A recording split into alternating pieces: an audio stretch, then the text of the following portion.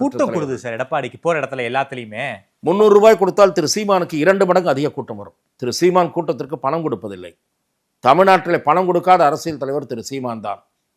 அவர் மட்டும் தலைக்கு 300 ரூபாய் கொடுத்தால் திரு எடப்பாடி பழனிசாமிக்கு வருவதை விட 2 மடங்கு கூட்டம் சீமான் பேச்சை கேட்பதற்கு வரும். எடப்பாடி கொடுத்து பணமே கொடுக்காமல் இளைஞர்கள் திரளுகிறார்கள் என்றால் சீமான் அவர்களுக்குத்தான்.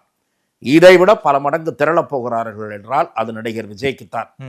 ஆகவே இன்றைக்கு அதிமுகவாகட்டும் திமுகவாகட்டும் லாரிகளில் ஆட்களை ஏற்றி, பஸ்களில் ஏற்றி, வேன்களில் ஏற்றி தலைக்கு 300 கொடுத்து, சாப்பாடு பொட்டலம் கொடுத்து கொண்டு வந்து இறக்கி விட்டு அதுவும் குறித்த கால நேரம் தான் அவர்கள் நிர்ணயிக்கிறார்கள். வாடகைக்கு வருகிறவர்கள் 300 ரூபாய்னா 2 மணி நேரம், அவ்வளோதான். அதுக்கு மேலெல்லாம் காத்துட்டு இருக்க மாட்டோம். அதனால அதுக்கு தகுந்த மாதிரி அந்த பாயிண்ட்ல கொண்டு வந்து நிறுத்தி, சில நேரங்களில் என்ன ஆயிடுது, தலைவர் ஒரு ரிலேட்டிவ்ஸ்னா இவன் பிச்சுக்கிறான் பாதி பேர். வண்டி எங்கே இருக்குன்னு காலார தேடி நடந்து போயிடுறான்.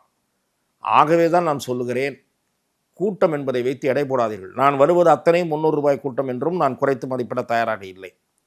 வருகிற திரள்கிற கூட்டத்தில் ஒரு பகுதியினர் தானாக வருகிறவர்கள், பெரும் பகுதியினர் பணத்திற்காக வருகிறவர்கள், ஒரு பகுதியினர் என்ன பேசுகிறார் என்று பார்ப்போம்.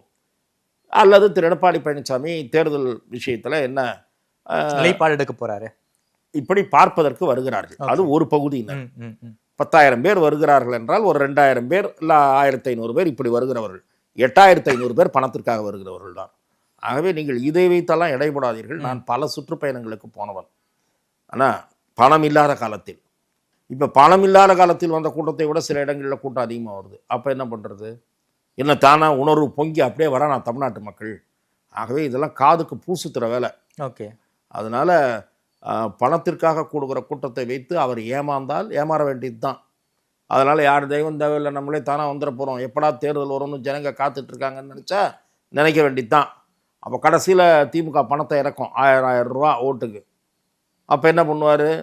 இவர் கஜானாவை வைப்பார், திறப்பாரா கஜானாவை எடப்பாடி? அதெல்லாம் திறக்க மாட்டார்.